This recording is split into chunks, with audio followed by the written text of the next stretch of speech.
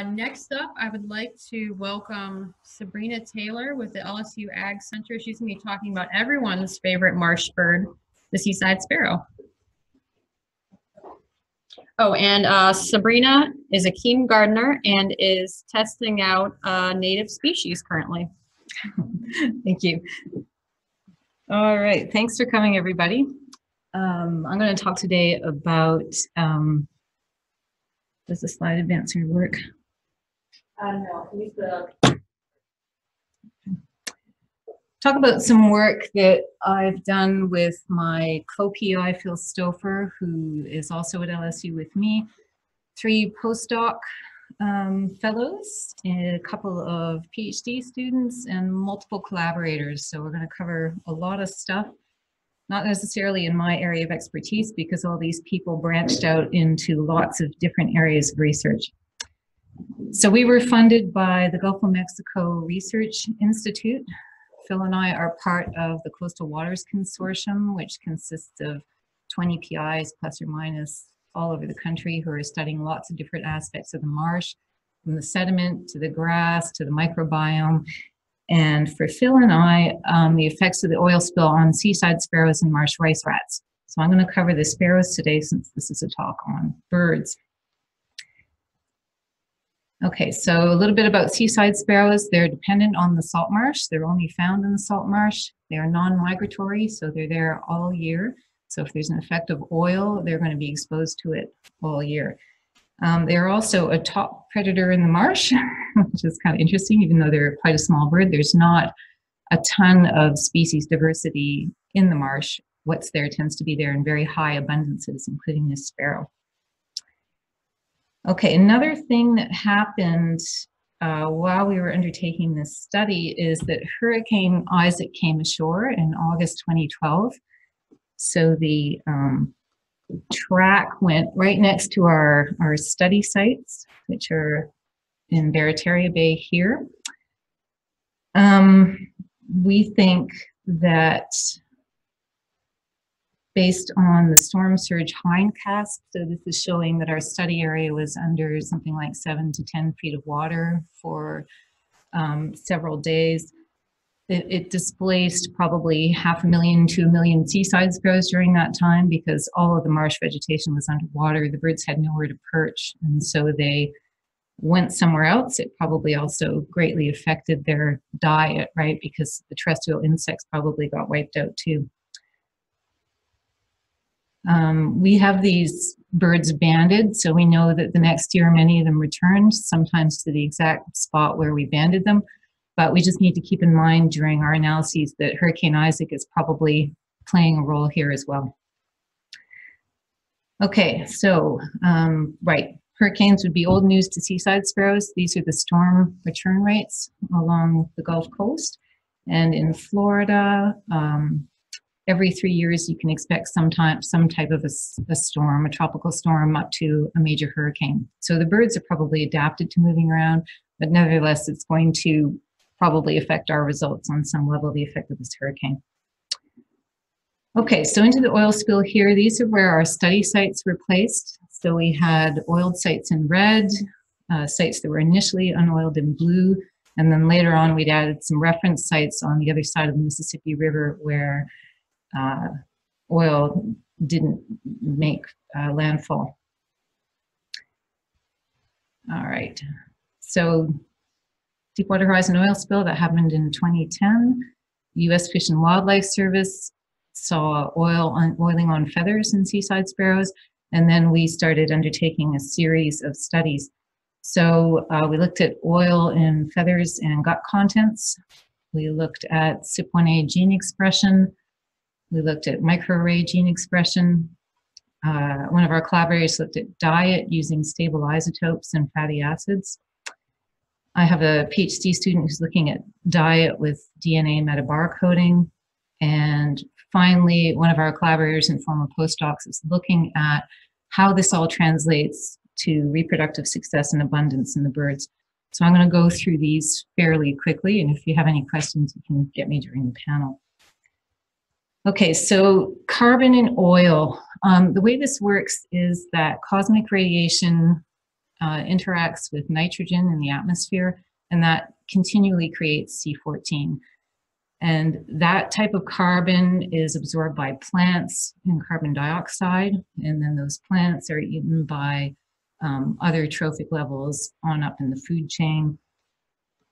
They die. You can radiocarbon date, and this is how you tell how old a sample is, basically by looking at the ratio of C14 in the environment versus the amount of C14 in the bone or the organism or whatever it is you're looking at. C14 is a radioactive isotope, so it decays into C12 and C13. And so over time, you expect to see less C14 in things like, mummies and things like that. The way you can use it in oil spill research is that oil has been in the ground for so long that all of the C14 has decayed. There's none left. So if any of the organisms have incorporated that oil or that carbon from oil into their bodies, and I mean on a molecular level, then you'll see less C14 than you expect to see from a modern sample. Okay, like if you radiocarbon dated it, it would look like it was 500 years old or 1,000 years old or something like that. So we looked at, we looked at C14 in feathers in seaside sparrows, and you can see that we have less C14 in oiled bird or on oiled plots than on unoiled plots, which suggests that C14, so carbon from oil, was incorporated into the molecular structure of the feathers of the birds. We also looked at C14 in the gut contents of the birds, so the insect prey that they had been eating, and there's also a smaller amount of C14 from birds on oiled sites versus unoiled sites. So probably the C14, the reduction of C14 you're seeing in the feathers was probably as a result of the ingested food that they took, which also had those lower levels of C14. Okay. All right, next study, CYP1A gene expression. So CYP1A is a gene that's involved in detoxifying polycyclic aromatic hydrocarbons, which are one of the major toxic components in oil. And what this gene is basically doing is producing a protein that helps make the pHs water soluble so that the animal can excrete that toxin. So if you have an oil spill and you have oil in the environment and it gets into a bird, you expect that gene to start expressing. So it's going to start making lots of copies and it's going to start producing those proteins. Okay, and the liver is really sort of your main detoxifying organ in the body. So it detoxifies alcohol, drugs. It also detoxifies pHs. So if you collect a liver sample from birds on oiled versus unoiled plots, you can look at the difference in gene expression of this gene to see whether or not they were exposed to PAHs. All right, so what are we seeing? So the expression of this gene is on the y-axis here, and the year is on the x. In 2011, there's a significant difference in expression between birds on oiled and unoiled plots. After 2011, there is no difference across the different plot types, oiled or unoiled. Hurricane Isaac hits in 2012, the following year when we collect our samples. So we collected our samples in June, and this hurricane hit in August. So it's really the 2013 samples where we expect to see a difference here. We see an increase in CYP1A gene expression on all sites, including the reference sites on the eastern side of the Mississippi River. So this is suggesting that the oil that was buried in the marsh got resuspended, moved around, and became something that birds were exposed to in a number of different areas. And there's other data from one of our collaborators who works on loons, who also saw an increase in PAHs in blood samples in the loons following the hurricane. So it looks like this hurricane stirred things up. Okay, so CYP1A higher in 2011 than on oiled versus unoiled. 2013, after the hurricane, was significantly different from other years, from 2012 and 2014. We also, quite a few people in our consortium were collecting sediment samples that were analyzed for aromatics to see what the concentration was. So the bars here are the concentration of aromatics. The dots is the CYP1A gene expression. 2011, there's also a big difference in the amount of aromatics we're seeing in sediment samples between oiled and unoiled sites. The other place we see a big difference is in samples that were collected in 2012 pre-Isaac as compared to samples collected in 2012 post-Isaac plus the 2013 samples. There's a big increase in oil in the sediments. So that matches well with our gene expression results, right? We're seeing more aromatics in the environment. We're seeing a higher level of gene expression in the birds. Okay, so that's just one gene. What about other genes? There are genetic techniques that you can undertake, like a microarray, which are going to look at something like 18,000 described genes in whatever tissue you're analyzing. So these are preliminary results. I'm just throwing in a couple of slides of preliminary results here. So in liver samples in the Seaside Sparrows, these are 2011 samples, and we saw a big difference in CYP1A gene expression. We want to see what other genes are doing. There's around 270 other genes that are differentially expressed. And the way you can summarize these data, or one way to do that, is to look at pathway analysis. So genes aren't usually working independently on their own. One gene makes a product that, that sets off another gene, and you have this whole pathway. So you can lump genes together that are part of the same pathway to see which major pathways are affected when birds are exposed to oil.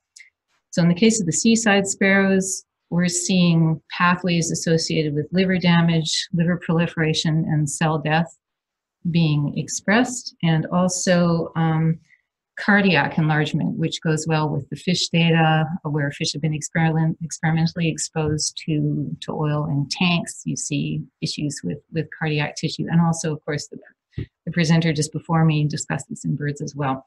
So even though this is liver tissue, we are seeing differential expression of cardiac genes happening. Okay, so moving on to a different angle here. Now we're looking more at the food web. So this is data that Jill Olin and Mike Polito analyzed. They're looking at stable isotopes and fatty acids. This lets us look at how the food web may have changed.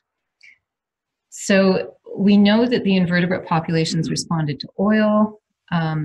So the terrestrial food web may also have been simplified in oiled marshes relative to unoiled marshes. And the Seaside Sparrows that are using oiled marshes may consume different prey compared to the unoiled marshes, depending on which prey survived the oil and which prey didn't. We expect both of these differences, if they exist, to weaken over time. Okay, so just a little bit of background about stable isotopes and fatty acids. Here, basically the idea is you are what you eat, so the kind of food you're eating is going to be reflected in your tissue, right? So bulk stable isotopes, carbon is looking at production resource. So this is looking at the type of carbon that exists low down on the food web. So whether it's an aquatic source or whether it's a terrestrial source like Spartina. So you can differentiate between those two types of carbon. The other isotope you can use is nitrogen, and this lets you look at the trophic level. Okay, so higher levels of the trophic food web are going to tend to have higher amounts of this isotope of nitrogen. The third type of tracer you can look at are essential fatty acids. These are acquired only through diet. They indicate food quality, and they also will help you distinguish between whether the trophic web is using an aquatic versus a terrestrial source. Okay. So as we go up, oops, no, wrong way. As we go up the food chain here, primary consumers, secondary consumers, tertiary consumers are all going to have different amounts of nitrogen. So we know based on the amount of nitrogen what level of the trophic web they're occupying. Okay, so what are the results here? So that top graph is looking at the mean carbon stable isotopes. The graph on the bottom is looking at the mean nitrogen stable isotopes. There's no differences between oiled and unoiled sites for either of these elements. There is a significant temporal difference for nitrogen in 2013. So this is also following Hurricane Isaac. And what this is telling us is that the feeding level is at a lower trophic level in this year. And this is potentially because those marshes were completely inundated with water, which possibly wiped out terrestrial insects like grasshoppers, say. And so that type of prey needed some time to recolonize the marsh before they were present again and before they could become prey to species like the seaside sparrows. The fatty acid profiles, so this is a PCA that's showing the different years here. 2013 is clustering things separately from the other years. So there's this significant temporal difference in 2013 here as well, like the nitrogen. And if you look at the fatty acid sources, so the bottom in orange, that would be a terrestrial resource that's based on Spartina. Farther up in blue, those are fatty acids that are associated with a benthic source, so benthic diatoms and bacteria, for instance. So 2013 was characterized by a high proportion of benthic aquatic-derived resources relative to other years, which also suggests that the hurricane had a big effect on which resources were present in the marsh for sparrows. No significant differences between oiled and unoiled plots for the fatty acids either. Okay, so it doesn't look like the oil spill is really affecting the trophic food web here. Another approach we took was to look at seaside sparrow diet. So what are the sparrows eating specifically in terms of species across these years in response to potentially altered prey communities? So what we're doing here is we're taking fecal and gizzard samples, we're extracting the DNA, we're aligning those sequences to a reference genome to find out what insects are in their diet. So the preliminary findings here, their main diet taxa seem to be crabs. So this could be crab eggs because the DNA is not going to distinguish between juvenile forms and adult forms.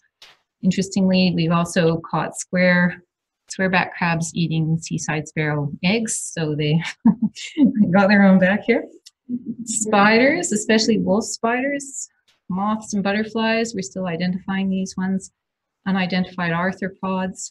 Interestingly, with the hemipterans, so these are the true bugs, the insects that are sucking plant juice, basically. There were very low abundance from 2011 to 2014. They really started increasing from 2015 onwards. So lots of them around after that. Alpha diversity, this is telling us how many species are there. It doesn't really distinguish between which ones. So 5 spiders versus 5 crabs, you'd still basically get the same metric with alpha diversity. There's no difference among oiled and unoiled sites. Years are not significantly different. But 2013 looks different. We need to finish the analyses here. 50% of these reads are unassigned, and it's just because we need to add more sequences into our reference genome to sort this out. Beta diversity is considering which species as well as how many, so you can look at differences in shifts in community with this. 2011 to 13 were significantly different from each other in all other years. In the years afterwards, that stabilized. Okay, so how does all of this translate up to population level stuff like reproductive success and survivorship of the sparrows? So just because they're expressing CYP1A, for instance, does that mean we're seeing big difference in abundance and reproductive success? Abundance, you might think that there was a recovery from 2012 onwards until you collected data in 2017 and saw those abundances going back down again. So here, really, we have a lack of baseline data, and whether it's oiled or unoiled changes depending on the year. What about reproductive success? So we're following nests, hopefully from initiation through the egg stage, through the nestling stage. Here, what we're finding is most nests tend to fail. They're depredated from mink, marsh rice rats, raccoons, very high nest failure rates generally. Always higher on oiled plots, but there are other confounding variables here, right? So these plots tend to be a bit drier, the oiled ones do. There may be more predators present. There's no difference in marsh rice rat abundance. We have those data, but we don't know about other species like mink and raccoons. Okay, so to sum up here, sparrows post-oil spill, they incorporated oil from carbon into their tissues on oiled sites. We saw an upregulation of CYP1A, which detoxifies PAHs, as well as lots of other genes on oiled sites. Stable isotope and fatty acid profiles unaffected by the presence of oil. Diet with DNA analyses unaffected by oil. Do these effects translate into population level effects? There's this trend of higher nest failure on oiled sites, but we also have a lot of confounding variables there, so we can't really nail that down. Post-Isaac, we also saw upregulation of CYP1A on all sites, whether they were initially oiled or not. We saw a lower trophic feeding level and more benthic aquatic-based prey in 2013 following the hurricane. And the diet betta diversity from 2011 to 2013 was significantly different among years and stabilized after 2014. So I just want to say thank you to all the people who helped with this, especially our 25+ field assistants who were pretty stoic working in these marsh conditions. Thank you.